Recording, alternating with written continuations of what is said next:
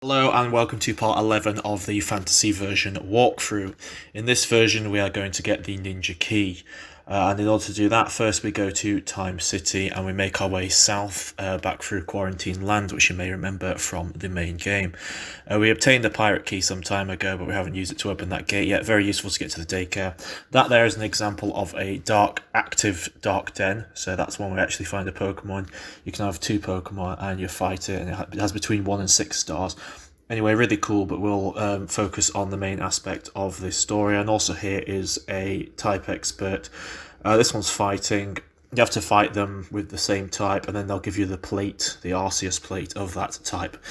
So we continue all the way through Quarantine Land and make our way to Burnt Land, which we barely explored in the main game, but we're going to explore now. The trainers you could fight in the main game, so we're not going to show what they are, and besides they're really easy anyway. There's another expert.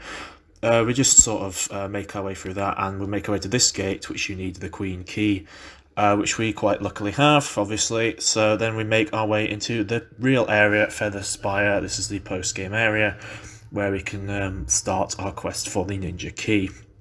So Dragon Slayer will speak to you again, he'll go off, and you're expected to go up to the sort of main building in Feather Spire to the north, but first we'll heal our team. And also you got a berry trader there as well. So there's the main building just up to the north, and in there you'll find the Dragon Slayer and Sensei. Get ready for a battle because Sensei is going to fight you.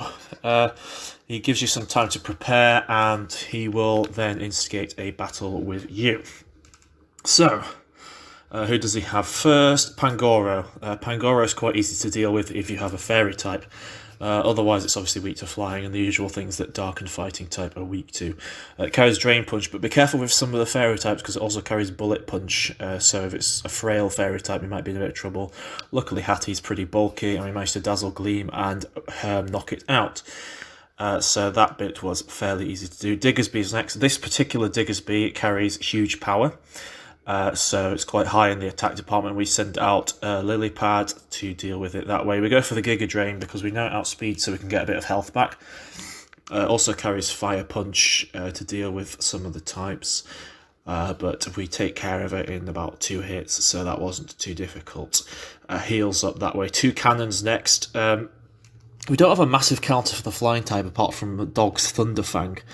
This 2 cannon, I believe, is a skill link 2 cannon. It also carries Beak Blast as well, so try and avoid hitting it with those physical attacks. It got a crit on Dog and knocks it out, unfortunately. We go for Bird, just in the hope that we can basically OHKO it. We do not manage to do not OHKO it, sorry, knock it out from that stage. We don't manage to do that, and it goes for Rock Blast and also burns us as well, which is annoying. So then we go again, and I think it gets healed. Go for a Steel Wing, but it does hardly anything because we are burnt, so I think we at this point go for the full restore to get rid of both the burn and get our health back up to full. Goes with a skill link Bullet Seed, so it's going to hit 5 times, but barely does a thing because Bird's 4 times rather resistant. It's Throat Spray Boom Burst as well, so look out for that. Stab Boom Burst. We go again for a Brave Bird, but first it whacks us with 5 Rock Blasts, which gets our HP down an uncomfortably high amount. We almost knock it out, and the recoil unfortunately nearly gets us as well, so I think what we decide to do after that is go for another full restore, but I think we're messing about. I think we're probably doing some research at this point, so it really doesn't help that I didn't cut out this part of the video. But what we're going to do basically is deal with 2 cannons. We're going to get another full restore out. Would be probably the most logical thing, which is exactly what we end up doing. We luckily managed to survive on 5 HP. It misses a Rock Blast, so hopefully this time it's not going to heal and we can just go for Steel Wing. Because we caught it in the middle of a Beak Blast, we get burnt again, but it goes down and we are level 76. Alakazam. This Alakazam is a Mega Alakazam. It is extremely powerful. Watch out, I tell you. This thing caused me a load of grief the first time. Oh no, I think we did defeat Sensei first time, but it wasn't a particularly easy fight. It's got Trace, so it's obviously traced pressure. It also carries Focus Blast. Luckily, obviously, Focus Blast is famously inaccurate, so you can try and get it that way. Knocks out Bird without looking too shabby. It's not very bulky though, so we can hopefully try and use Dragon to get it, but unfortunately it nearly knocks us out, and Crunch doesn't quite OHKO it, but it does drop its defense. I think we were sort of panicking a little bit here at this stage. Bat's not a good choice because it's got Psychic, but we don't need to worry because it gets withdrawn and sends out Serena instead. We know we're faster, so we go for an Outrage and knock out Serena. So we managed to do that, get a few levels up. Obviously, great. Alakazam comes back. Alakazam unfortunately outspeeds our Outrage and can tank one of them. So we're a bit knackered at this point. We're probably not going to risk the confusion, so we do go for Hattie in the hope that it can tank some of its more magic moves with its bulk. And we're also using to use Calm Mind to try and really get the bulk up, but unfortunately Shadow Ball knocks it out because it's super effective. For some reason we send out Dragon, even though we know we're going to get outspared and knocked out with Shadow Ball. We were getting kind of concerned at this point, so I think we decided to go for a revive, but not after using Giga Drain. This is very weird, and I'm quite surprised that we didn't lose this time, but apparently not. Although it used Psychic and almost knocks us out, literally 3 HP left. I think we decide to revive a teammate at this point. Dog was our choice, but he doesn't even go for the Jugular. He sends out Seismitoad instead. So the wise choice, obviously, against Seismitoad would be a Grass type, so in our case, Lilypad. Unfortunately, Lilypad is knocked out, so we've got to go ahead and revive it. Dog didn't quite cover it enough to allow it to get revived, so we're going to have to send out Bat again in order to do that. This is a very shoddy battle, and one that I probably should have just tried again and done a sort of smoother strategy, but it's very sort of lopsided, but nonetheless. And what happened with Hattie there is I actually misclicked and accidentally revived Hattie instead of Lilypad. It turned out that was actually quite a good thing because it tanks a Scald and we can have another turn to heal Lilypad as well, which we successfully managed to do. So it scalds Hattie and Hattie goes down, and then we send Lilypad out. Here it is. We go for the Giga Drain. Doesn't quite OHKO it because it has a Rindo Berry, but we do manage to get it quite down and heal up. Drain Punch doesn't heal it enough to deal with another Giga Drain this time without the berry, and it gets knocked out, and we get healed fully. Sends out Alakazam again. I think we're literally just hoping that Lilypad will tank one of its sort of psychic attacks, and we go for a Bubble Beam. Yes, Shadow Ball doesn't even get it to half. Bubble Beam, unfortunately, doesn't get it to half of that either. So I think we decide to revive again. I don't know who we're going to pick. Nobody, by the looks of it. No, sorry, we do. We revive Dragon. I must have cut that bit of footage. And we then heal it before Alakazam then goes and knocks us out with a Psychic. I think the hope was that if it's high enough HP, it'll tank one of its moves and then be able to outrage it, or perhaps even crunch it, because crunch is super effective. Instead, we don't need to tank it because Focus Blast misses, and the Shadow Ball doesn't quite get us enough, and we manage to successfully use crunch twice and knock out Alakazam. That is Sensei done. As annoying as the battle as that is, we finally managed to do it. He will then send you to a place south of Feather Spire. I actually seem to have completely forgotten its name. That's Samurai Ruins, that's it. And he will send you there to do 4 tasks. So these tasks, you got to do 3 of the tasks and then the last one. So we're going to sort of go west, then south, then east with these tasks. The first task is arguably the easiest, but also technically the hardest as well. I'll just basically what you've got to do. It'll show you in a few seconds. You've got to catch a Beldum. They're famous for having a really low catch rate, but what I did is I just got one of my Master Balls from earlier and used that, and it was done within a few seconds. If you're happy using a Master Ball, then obviously this is a good strategy. I was, because this is just a walkthrough file, but other people would obviously want to use Master Balls and other things. This could be very much a more difficult task.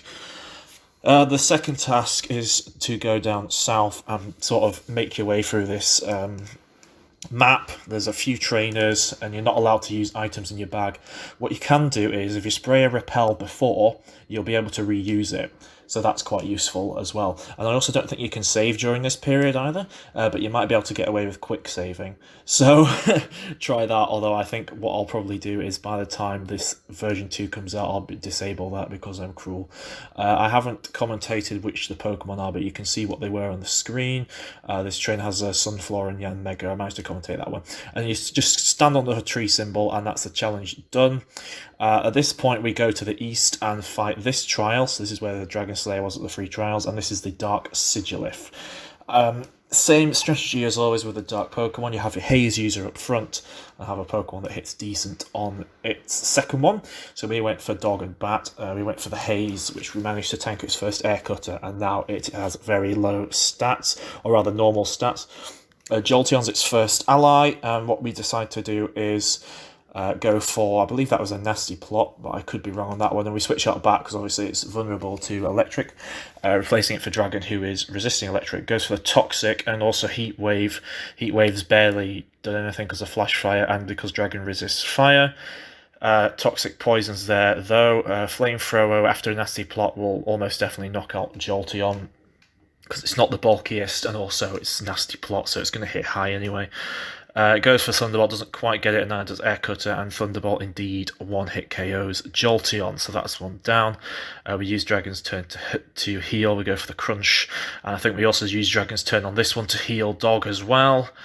Dog's obviously quite useful in the first half of this battle because of its resistance to Heat Wave, and because it also carries Crunch and Nasty Plot Flamethrower. Camerupt comes up, and at this point we sort of realise that Dog's not going to need much use against Camerupt with its various moves. I mean, it could use Crunch, but it's not really going to do much. But Rock Slide is neutral, but it also could make the Camerupt flinch. What we were going to do as a backup plan, we were waiting for it to knock out one of Dog and Dragon, so then we can send out Lilypad to 4 times hit it with Bubble Beam. Which I think doesn't quite happen because we managed to knock out Camerupt first with a combination of Crunch and Rock Slide. So we did have the backup plan in place, but we decided it wasn't necessary because we'd already knocked out the Camerupt. We've still got Dog out with its Nasty Plotted. Sigilyph does carry Roost, but if you can hit it hard enough, it doesn't really matter. You can just knock the HP down to where it needs to go. Its last ally is Milotic. We decided to go for the Thunder Fang and Psychic combination and hope that we could tank some of its attacks hard enough. Milotic carries Recover as well, which is incredibly annoying. Most Milotics are annoying in Pokemon games, but you just sort of got to grin and bear it. We've got Hattie, now we've got Lilypad ready for a super effective Giga Drain. We were thinking that even if it did use Recover, we'd probably be able to hit it hard enough, but we managed to outspeed it before it had the chance, and we knock it out, so that is that bit dealt with. Just the Sigilif left, and we Psychic it down. So that is the Dark Sigilif dealt with, and we've done 3 of the 4 tasks. The last of the tasks is a fight against the Dragon Slayer. So he will lead with Marowak, very similar to his fight on Queen's Road, except he's got another Pokemon as well, and there's a bit of a difference in one of his Pokemon. But Marowak carries Flare Blitz with Rock Head, which is obviously annoying. And it deals with Dragon quicker than I'd like it to, which was unfortunate. So we send out Dog because Dog has Crunch, Stab Crunch, and it manages to outspeed and knock out Marowak. So we get to the XP off that.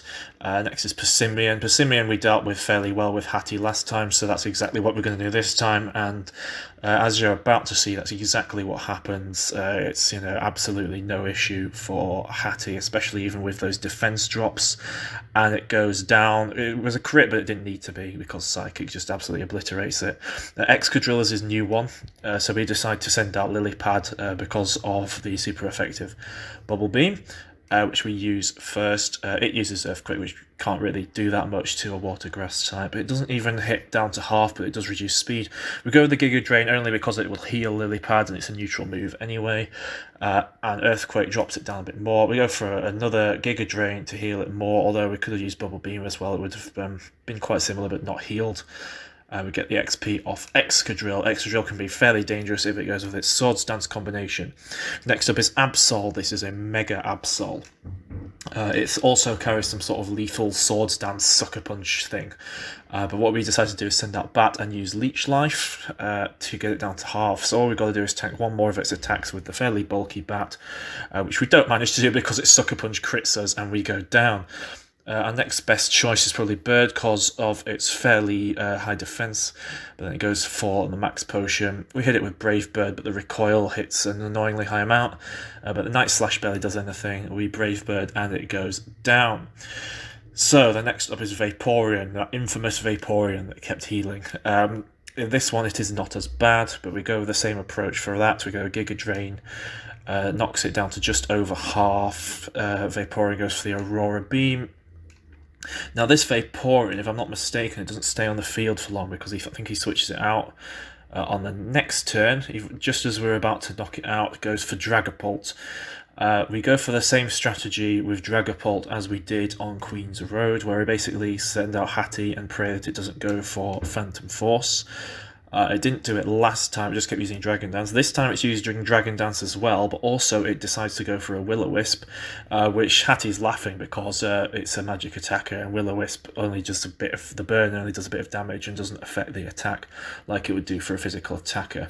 Dazzle Gleam doesn't quite take it down to 0 HP, but it goes for another Dragon Dance, and we do manage to knock it out with the next Dazzling Gleam. So we get all the XP from that, and that is jolly good. The Vaporeon's back up again, so we send out Lilypad once again in anticipation of using Giga Drain. Its last Pokemon left. Surprisingly, it doesn't get healed. I think it's because it's just a bit higher HP than the healing range, and we have defeated the Dragon Slayer once again. So he is happy with you and lets you into the Ninja Order and gives you an Absolite. And then you go back to where Sensei was in this building.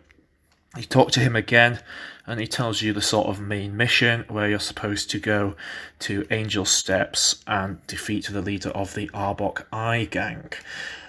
So you just got to basically speak about that and then go to the east, which you can now access the area of Angel Steps. I think every single one of the Arbok Eye members are compulsory trainers, and you just basically got to walk through the map and defeat them. This one has both the Mr. Mimes, and obviously go back and heal when you need to. This one has Pidgeot and Pharaoh. You just literally make your way up the mountain and battle Magikarp. This guy has 4 Spinders. I'm just using recycle footage, but 4 Spinders there. He carries on like that. That's a red herring. It's actually to the east a little bit. My player seems to not be able to walk the right way, but nonetheless, here we go. And there's another one, Rhydon and Jumpluff. They're quite, they're not too difficult to take down if you've got the right Pokemon. Comfey and Rhyperior. And I think there's 2 more, or maybe 3 more. Linoon, Obstagoon, obviously being a regular Linoon rather than the Galar variant. And Pharaoh and Pidgeot just the other way around this time. That obviously requires this key. I don't know what that item is. This person has a Chalgor and a Mr. Rhyme that looks a bit shady. And then we are ready to face the Arbok Eye leader, who was rather troublesome for me, but eventually we managed to defeat her. And we're about to show you how. So we lead with Lilypad because she starts with a Kanto Sandslash. So we're going to go with the Giga Drain. It can only knock off, and Earthquake doesn't do much either. We very nearly knock it out, but it has Focus Sash. We then go for another one, but it withdraws and sends out Kommo-o. Kommo-o, obviously 4 times weak to Fairy, so our call was to then go ahead and send out Hattie. It decides to go for Clangorous Soul, which raises all those stats but drops its HP down a lot. That bit's irrelevant anyway because we would have probably O-coded it with Dazzling Gleam anyway, and despite all those stat raises, Body Press barely hits a thing, and it goes down after a Dazzling Gleam. It says Sandslash. That's not the old Sandslash. She's got both varieties of Sandslash, so she's about to send out an Alola Sandslash, so we send out Dog. It's 4 times weak to fire, but it has an Occa Berry, so we don't quite knock it out. It goes for the Icicle Crash, and this time it withdraws the Sandslash in anticipation, sends out the other Sandslash, but then that has no HP, so we just knock that one out instead. So now we know which Sandslash is around and which one's been knocked out. This one, Greninja, even though it's not her most powerful, it's definitely the most annoying and most difficult to deal with. It carries Protean and carries Water Shuriken, Ice Beam, Dark Pulse, and another one, which I can't remember off the top of my head. We have used Bird to deal with it because it wasn't weak to any of its moves, but we had to heal it quite a number of times. This Greninja is absolutely irritating. And plus, if it goes to Water Shuriken, it will resist Steel Wing. If it goes to Power Trip, it'll resist... if it turns Dark type, it'll resist Power Trip. We just sort of went with a Power Trip combination in the hopes that that would work, because we'd already used Hone Claws twice, so it was a pretty powerful attack at this point. Keeps going for the Water Shuriken. but luckily enough, Bird is very, very bulky and manages to tank it quite well. Dark Pulse, so unfortunately Power Trip is not very effective and doesn't quite knock it out. I think we're anticipating healing, but it doesn't heal. So he goes for Ice Beam, almost knocks us out, but we go for Power Trip. Oh, and the reason we didn't use Brave Bird is because of the recoil. We thought that would be enough to knock it out. Muck, this one I found particularly irritating, although it's not a Pokemon known for being good. But this particular one was so annoying. Hattie wouldn't work, as you're about to see, because you're about to Psychic, but it outspeeds Poison Jabs and knocks it straight out. So that wasn't an option. Lilypad's not an option because it's weak to poison. So we went for Dragon as our next preference, and Outrage, just thought we'd be able to outrage the hell out of it. Goes for Toxic, so we think that we're going to be able to easily knock it out, but unfortunately it gets healed. Goes down to about a quarter HP we get. Unfortunately, we don't manage to do 3 turns without Rage, we only do 2. So we switch to reset the Confusion. Dog comes out, resists its Fire Punch with Flash Fire, so we think, oh, okay, we can see what we can do against Muck. We hit Flamethrower, almost knock it out, but it Poison Jab Okos us, and Dog goes down. So then we go for Dragon's Outrage once again because we anticipate it's going to heal, and I think that's not what happens. It just lets us knock it out, and we manage to deal with Muck fairly well. Just the Alola Sandslash, which gets full restored, and Outrage doesn't do much against it because it's Steel type. And I think we get knocked out by its Icicle Crash because we were locked into Outrage. We're not that worried about it though.